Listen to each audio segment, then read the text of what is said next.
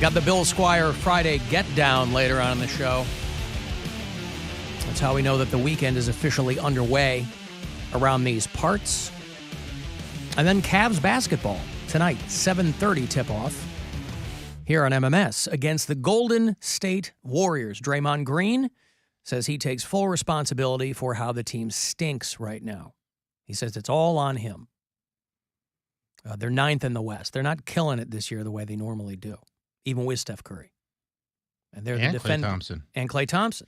They're the defending champs. Iguodala still play for Golden State? I think he does. But he's not a starter. But he kind of, he kind of bounced around, and I think he's back with them.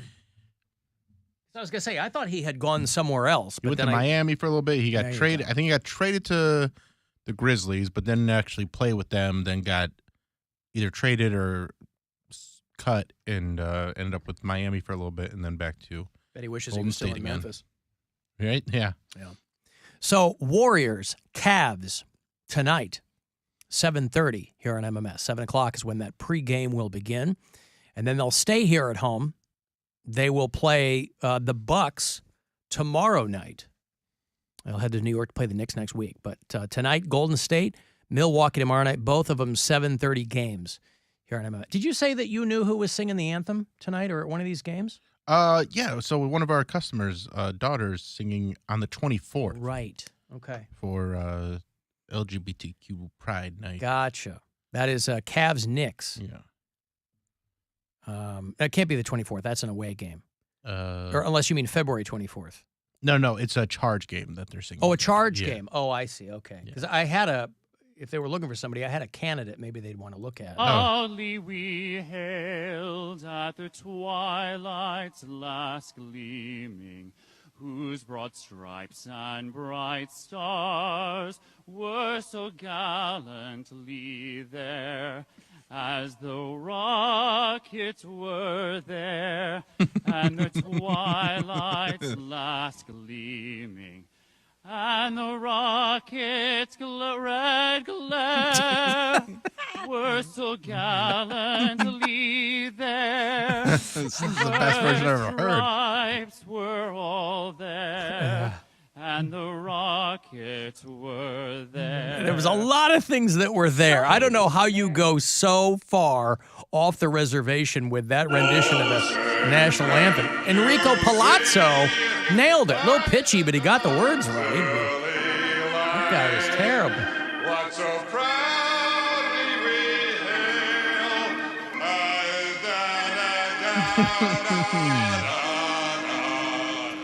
Wouldn't it be better to go straight into da da da da da? This guy's just telling you what was there. The rockets were there. The flag was there. It was gleaming there. It was gleaming there. It was gleaming everywhere. It was gallant there. Because people who gallant is one of those great words you don't hear anymore, you know, unless it's in reference to goofus and. And even then, you're not hearing it very often. No, that's right. Not a lot of goofus and gallant talk happening around the water cooler. Oh. Like, did you see Avatar 2? No, but I was busy reading Goofus and Gallant. I had my hardcover compilation of old Goofus and Gallant. of Goofus and Gallant. What even was that? Was that compendium I've of never Goofus heard and that. Gallant? A guy named Gary Cleveland Myers drew this cartoon called Goofus and Gallant, and it was in highlights. That's right. And it was meant to teach you. They were like, be a gallant, don't be a goofus, right? So whereas Gallant would say, I'm glad I have a little brother. Goofus would say, I wish I had no little brother. So they were trying to teach kids in highlights, and they would update it over the years. This is like from the 30s. But they would update. I'm glad I have a little brother. And Goofus, my brother will never change its sex. That's right. Don't be a Goofus. But it was to teach kids just how to be polite, how to try to stay abreast of things changing in society. There's a Goofus and Gallant podcast that highlights, puts out with two kids. Because you figure, yeah, that's an old comic strip. It's still their IP. What the hell does highlights have going for it other than Goofus and Gallant? So, yeah, they're going to do it in a modern. Anyway, Compendium of Goofus and Gallant, the new album from Coheed and Cambria, is coming out on May the 1st. Oh, by the way, that's the concert that I was going to say. I'm sorry? That's what Todd was telling me about. about. Oh, really? Yeah, but don't say anything yet. I don't know if it's officially announced. That Compendium of Goofus and Gallant. Yes, that's what it is. Okay, yeah. cool. This guy can sing before the... He's a great singer. Yeah. Not great at lyrics, but... Gleaming, whose broad stripes and bright stars were so gallantly there, as the rockets were there, and the twilight's last gleaming, and the rockets' red glare were so gallantly there. Burst stripes were all there, and the rockets were there. I hope you were keeping a list of everything that was there, because it's very important. Really just stripes and rockets. They were all there. 15 years ago today, what television show premiered that would go on to be regarded as one of the greatest of all time? 15 years ago today, January 20th, 2008, Gwen was on this show from the jump. We hadn't been dating long. We had no money, no cable, no nothing. Always Sunny? Nope. She got me onto the show called Breaking Bad. Oh. Whoa. I thought it was something that was still on. Nope. People knew Bryan Cranston from Malcolm in the Middle. So he had the same kind of, reception by the public as Michael Keaton did when he was cast as Batman initially. People were like, this guy's a comedian. You can't play Batman. All the nerds got mad. Obviously, there was no, Walter White was a brand new character. But people associated Bryan Cranston with comedic roles.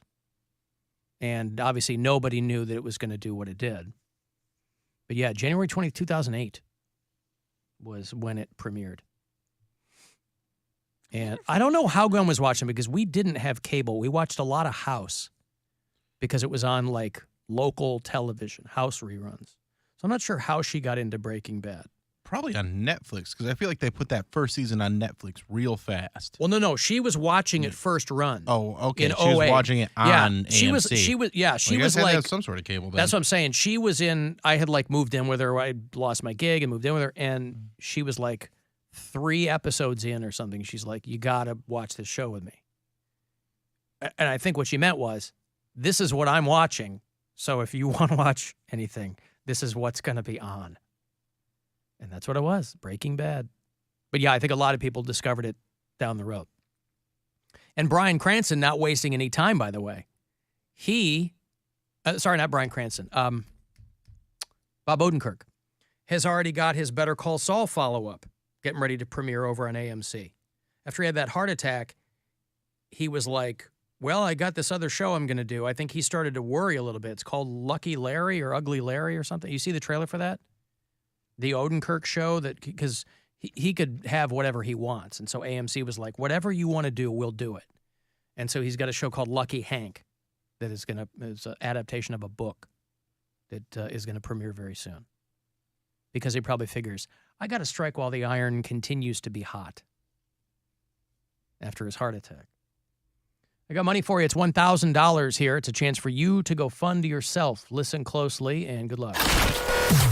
The Buzzard wants you to go fund yourself and score $1,000. Enter the nationwide keyword check at WMMS.com. That's check. Enter it now at WMMS.com. And good luck from Buzzard Radio.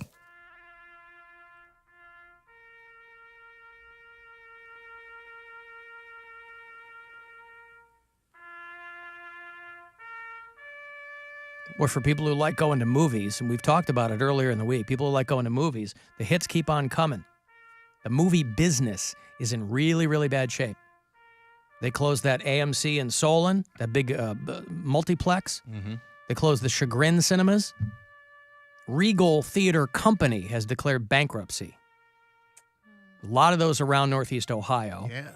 They're shutting down 39 theaters across the country, only one in Ohio. It's the Montrose Stadium 12. Ah, that's the one that my parents go to. That's their go-to theater. It's Akron area. I think it's Copley Township, right? That's the one that they go to. Yeah. Well, it's shutting down. Regal Cinemas is closing 39 multiplexes around the entire country, including the Ticket. I'm going to try this. The Tickon 16 in Anchorage, Alaska. Clearly, it's an indigenous name. I don't know how to pronounce it. That's a bummer. That's where I saw Jurassic Tikotnu. Park. Is it really? Yeah, that's where I saw a lot of movies as a kid. They closed the Middleburg Heights Regal a couple months ago. Did they really? And, yeah, that was the one that I went to growing up, too.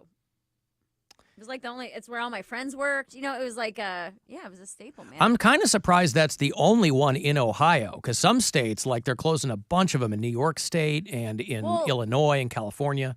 That's what I was saying is that they already started closing them.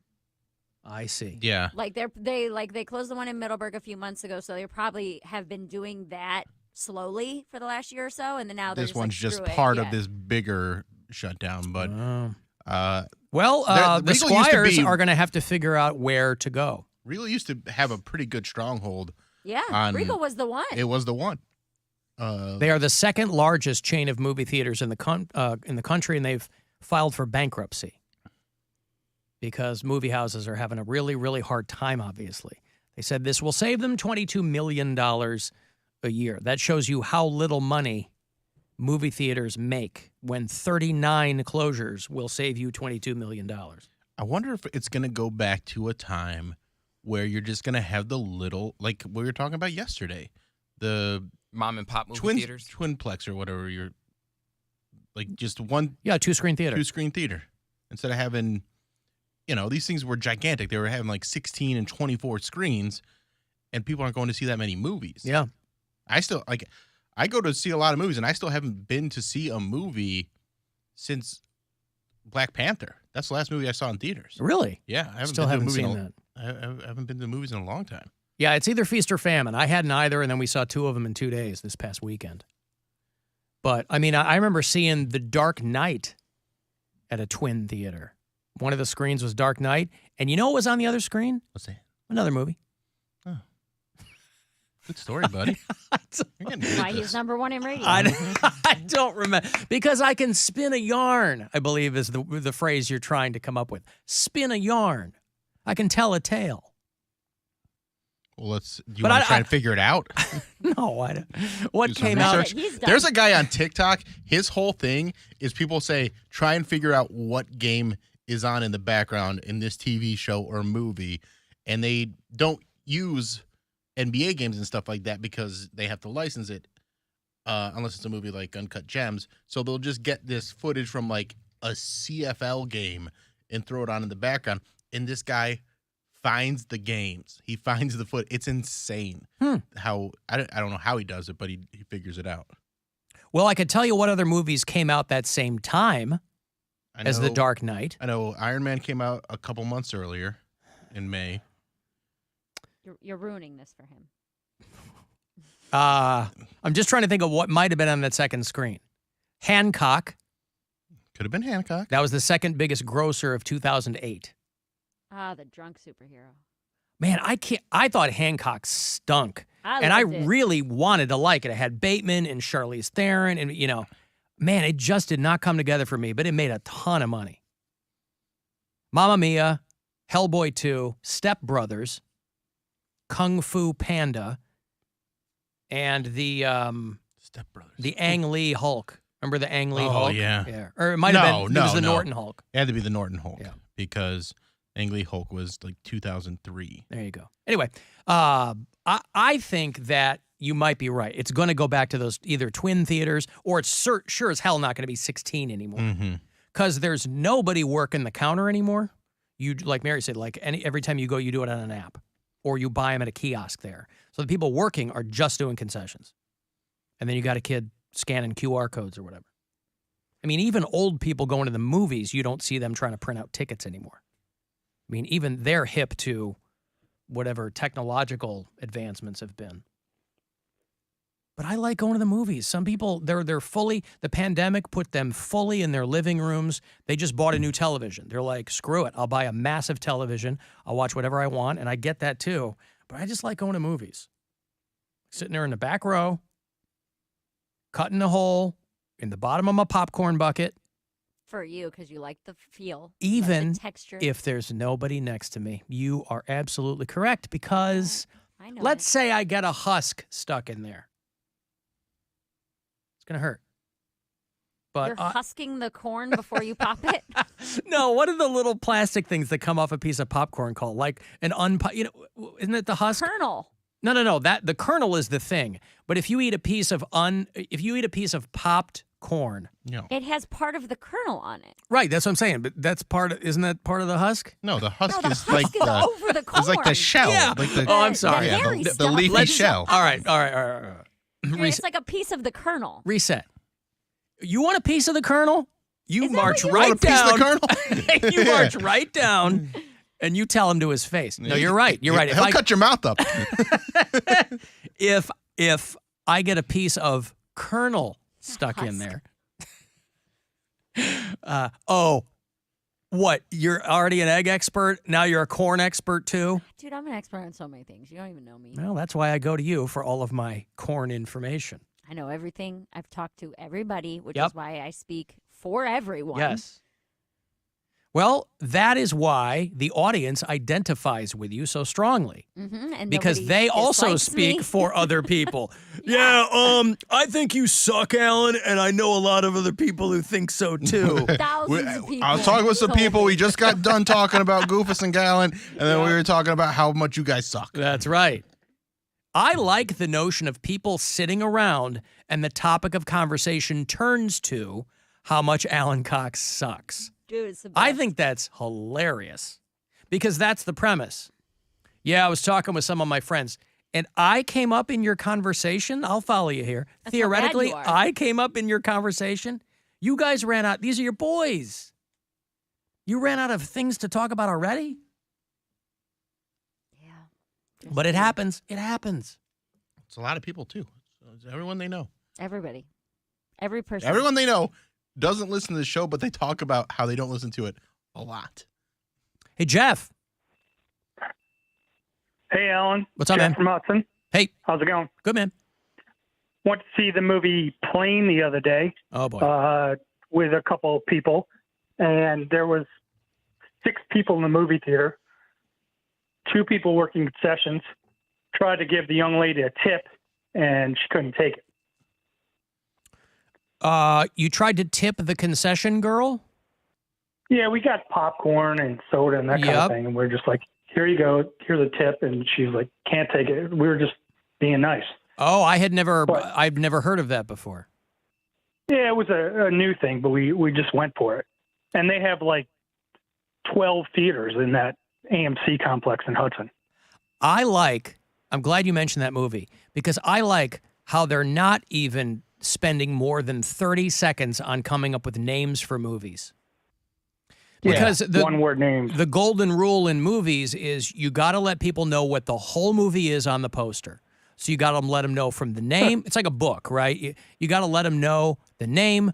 You got to give them a snapshot of what the damn thing is. It's just called Plane. It's Gerard Butler, who Mary really likes. It's Gerard Butler still getting cast in movies where I like the guy too, but I don't know how this guy's still getting work. In the movie called Plane, and they go, what's it about? It's about a plane. Pretty simple. Pretty simple. Was it good, Jeff?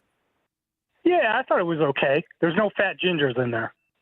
Yeah, but Sorry, Gerard Mary. Butler- Well, that's going to draw her away from. Okay, hey, thank you, Jeff. I appreciate the update there. Plane. Yeah, I like Gerard Butler. He's so hot. Is he? Yeah, he really I mean, he is. was when he was in 300 and he had to get like shredded. I guess I haven't seen him in a while. But I went through- like that he just seems to be like, you know what? I'm having a good time. living my life. Yeah, like he was got a law degree before he started acting or something. Well, I went through that Gerard. I mean, he was hot for a minute. He had 300. He had He's in those London Has Fallen movies or whatever. No, the one with Jamie Foxx. Oh, Law Abiding Citizen. Law Abiding Citizen. Gamer. He did Gamer. He did the Katherine Heigl movie. Oh God, The Ugly Men Truth. and Woman one. Yeah, The Ugly Truth. I loved that one. But so he had a few in a row. Bounty Hunter with Jennifer Aniston. So there was like a couple years in a row where I was like, damn, this dude, he's in everything. Well, because he's like a real man, so they cast him in things like disaster movies. He was in this movie called Geostorm and this movie Greenland, which I got sucked into. You know, one of these like meteors are hitting the earth. And right. And I'm watching it and I go, God, this movie should suck. But I'm watching it. I'm glued to this. I can't turn away. It's got that hot chick from Deadpool in it. And man. All right, I got a break here. If you want to text for anything, 35192, AlanCoxShow.com. That's where you can watch and listen wherever on the iHeartRadio app. The Alan Cox Show on 100.7 WMMS.